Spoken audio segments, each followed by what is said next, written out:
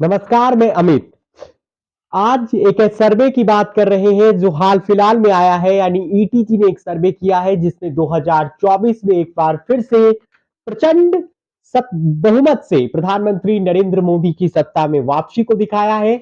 बात करेंगे कि कुल मिलाकर कितनी सीटें प्रधानमंत्री नरेंद्र मोदी के नेतृत्व वाली एनडीए को मिला है और कितना सीटें ईटीजी अपने सर्वे में दिखा रहा है इंडिया अलायंस को और अदर्स को। हालांकि अभी लोकसभा चुनाव में वक्त 3 महीने के आसपास बचा हुआ है और 5 राज्यों के जो विधानसभा चुनाव हुए जिसमें हिंदी हार्टलैंड में बीजेपी ने जबरदस्त जीत हासिल किया और बीजेपी ने कांग्रेस का सुपड़ा साफ कर दिया इन तीनों हिंदी पट्टी के राज्यों में। तो इसके बाद ये सर्वे आया है। इस सर्वे में कहा गया है कि एक बार फिर से बीजेपी 308 से 328 सीटें जीतकर सत्ता में वापसी करती हुई नजर आएगी। पिछली बार बीजेपी 303 के आंकड़े पर थी। 2014 में 282 सीटें जीती थी बीजेपी ने और 3 दशक के एक लंबे इंतजार के बाद कोई पार्टी बहुमत से सत्ता में आई थी केंद्र में।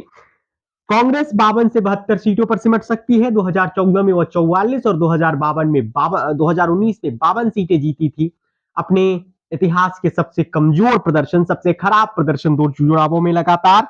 वाईआरएस कांग्रेस, जगनमोहन की पार्टी, 24 से 25 सीटें। डीएमके एमके स्टालिन, दक्षिण की एक और पार्टी, 20 से 24 सीट। तृणमूल कांग्रेस, ममता बनर्जी की पार्टी, 20 से 24 और अदर्स 60 से 76 सीट। और बीजेडी, नवीन पटनायक की पार्टी, जो ओडिशा में एक लंबे वर्ष से अरसे से सत्ता में है, 1999 से नवीन पटनायक सत्ता पर सत्तासीन है ओडिशा की राजनीति में। उन्हें 13 से 15 सीटें। राज्यवार आंकड़ा देख लीजिए, उससे पहले वोट प्रतिशत जान लीजिए। एनडीए को 44% वोट मिलता हुआ इस सर्वे ने दिखाया है ईटीजी ने। इंडिया को 39% वोट, यानी 5% का एक बड़ा फासला। 2024 और 2019 में 224 सीटें ऐसी थी जहां पर बीजेपी ने 50% से ज्यादा सीटें हासिल किया था। वहीं इन सर्वे में कांग्रेस या इंडिया अलायंस की समूह की अगर आप बात करिएगा तो 117 सीटें ऐसी उन्होंने जीती थी जिन पर उनका वोटिंग परसेंटेज 50% से ज्यादा था। 2014 से अगर इसका तुलना करिएगा तो 2014 में बीजेपी ने करीब करीब 136 सीटें ऐसी जीती थी जिसमें उसे 50% से ज्यादा वोट मिला था। और इंडिया अलायंस जो बना है उन पार्टियों को जोड़ लीजिए तो वह 64 थी। सबसे पहले बात कर लीजिए कर्नाटक की 28 सीटों का, जहां पर कांग्रेस सत्ता में है। 20 से 22 बीजेपी और 6 से 8 कांग्रेस। जेडीएस का खाता नहीं खुल रहा है, हालांकि जेडीएस एनडीए का पार्टनर है। दिल्ली 7 सीट, दिल वालों की जगह दिल्ली। 6 से 7 सीटें बीजेपी, 0 से 1 कांग्रेस या आम आदमी पार्टी। दोनों अगर एक साथ मिलकर भी लड़ते हैं तो इस सर्वे ने दावा किया है कि कोई असर नहीं होगा। यूपी की 80 सीटें, जो देश को प्रधानमंत्री देता है, वहां बीजेपी का जबरदस्त लहर है। इस सर्वे ने दिखाया है ईटीजी ने 80 में 70 में 74 सीटें जीतने का दावा इस सर्वे ने किया है। याद कीजिए 2014 जब 80 में 73 सीटें बीजेपी ने जीत लिया था, उसके अलायंस ने तब 71 बीजेपी ने, 2 अपना दल ने, 5 पर सिमट गई थी सपा और 2 पर कांग्रेस। जबकि अदर्स को 3 से 4 सीटें मिलता हुआ इंडिया अलायंस को नजर आ रहा है, जिसमें अखिलेश और जयंत है। क्या कांग्रेस भी इसमें शामिल होकर चुनाव लड़ेगी, ये देखना होगा। उत्तराखंड और हिमाचल आइए। उत्तराखंड में 5 सीटें, बीजेपी सत्ता में, 4 से 5 सीटें उसे ही मिल सकती है। 0 से 1 कांग्रेस को। कोई खास फायदा होता हुआ नजर नहीं आ रहा है कांग्रेस को। हिमाचल प्रदेश 4 सीटें, 3 से 4 कांग्रेस को, बीजेपी को, 0 से 1 कांग्रेस को। हिमाचल में कांग्रेस सत्ता में है। छत्तीसगढ़ हाल फिलहाल में बीजेपी सत्ता में आई है, विष्णुदेव साय यहाँ मुख्यमंत्री बने हैं। 11 सीटें, 10 से 1 से 11 सीटें इस सर्वे ईटीजी ने किया है उसमें वो बीजेपी को दिखा रही है, 0 से 1 कांग्रेस को। पिछली मर्तबा 2 सीटें यहां कांग्रेस ने जीती थी और बीजेपी ने 9। राजस्थान की बात कर लीजिए, 1989, 2014 और 2019 तीन चुनावों में लगातार कांग्रेस, 3 चुनावों में वो 25 की 25 सीटें हारी है। 2 चुनावों में लगातार 25 की 25 हारी। क्या 24 में और तीसरी बार हारेगी? 24 से 25 सीटें बीजेपी को, 0 से 1 कांग्रेस को। गुजरात में 26, 26 की 26 सीटें एनडीए और बीजेपी जीतती हुई नजर आ रही है, यानी नरेंद्र मोदी का जादू गुजरात में सिर्फ चढ़कर बोल रहा है ईटीजी के सर्वे में। मध्य प्रदेश आइए, 29 सीट, जहां हाल फिलहाल में बीजेपी ने प्रचंड जनादेश से सत्ता में वो आई है, 18 साल से सत्ता में रहने के बावजूद। 29 सीटें मध्य प्रदेश में, 27 से 29 सीटें बीजेपी के पास, 0 से 1 इंडिया अलायंस यानी कांग्रेस के पास। पंजाब आइए, 13 सीटें, 3 से 5 एनडीए और 6 से 10 इंडिया, 1 से 2 अदर्स। अब इसमें अदर्स में क्या अकाली दल है जो शामिल नहीं है वे हैं या कोई और, सो इसकी पुष्टि नहीं हम कर सकते हैं। इसके अलावा केरल के लिए 20 सीटें हैं, 0 से 1 एनडीए, यानी एनडीए को कोई खास फायदा या नहीं। इंडिया 18 से 20। इसके अलावा वेस्ट बंगाल 42 सीटें आती हैं, 20 से 24 टीएमसी, 17 से 19 बीजेपी, 1 से 2 सीपीएम, कांग्रेस 1 से 2। पिछली बार 22 टीएमसी ने, 18 बीजेपी ने। इसके अलावा 48 सीटों वाला महाराष्ट्र है, यहां बीजेपी थोड़ा फंसती हुई नजर आ रही है। पिछली बार यहां 43 सीटें वो जीती थी, इस बार उसे 27 से 31 से सामना करना पड़ संतोष करना पड़ सकता है।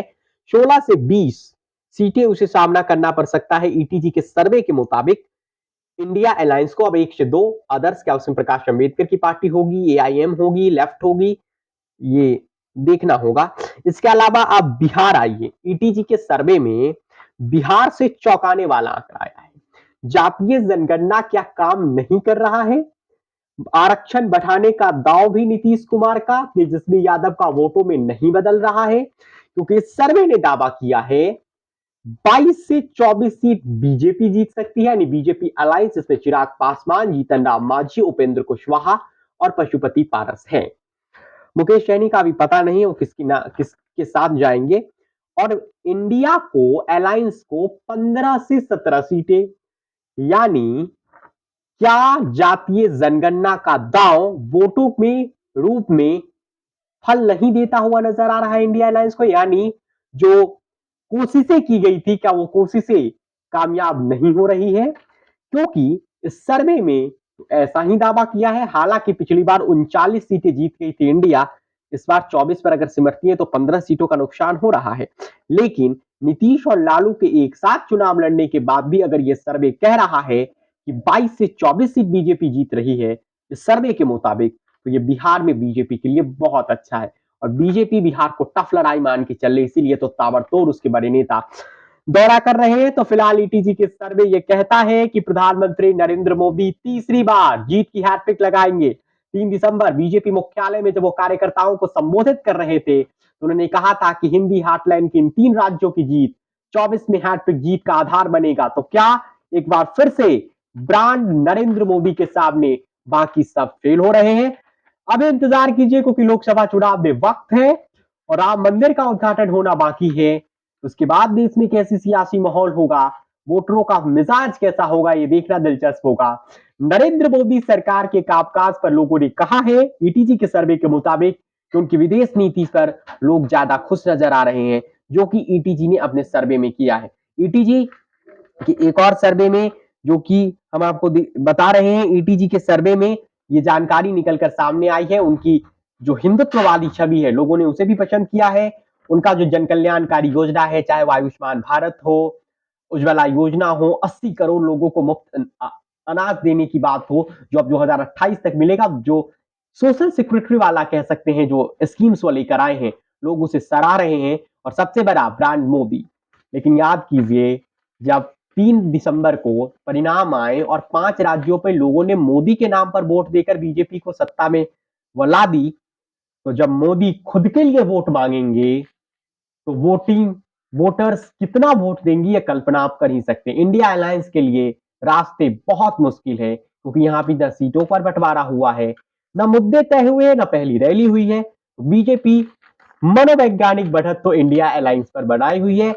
बीजेपी अपने पिच पर बैटिंग करती है और अपनी पिच पर वो बड़ी आसानी से खेलती है, चौके और छक्के लगाती है। अगर विपक्ष को, प्रधानमंत्री को और बीजेपी को टक्कर देना है तो उसे मजबूर करना होगा कि वह बीजेपी के पिच, वह विपक्षी पार्टी के पिच पर आकर खेले।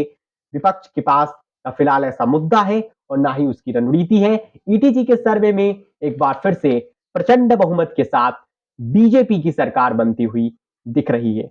ये वीडियो आप यूट्यूब चैनल पर देख रहे थे तो हमारे यूट्यूब चैनल को सब्सक्राइब कीजिए, और फेसबुक पर देख रहे हैं तो पेज को फॉलो करना ना भूलें। इससे जुड़ी जो भी जानकारी होगी हम आप तक पहुंचाते रहेंगे। बहुत धन्यवाद आपका।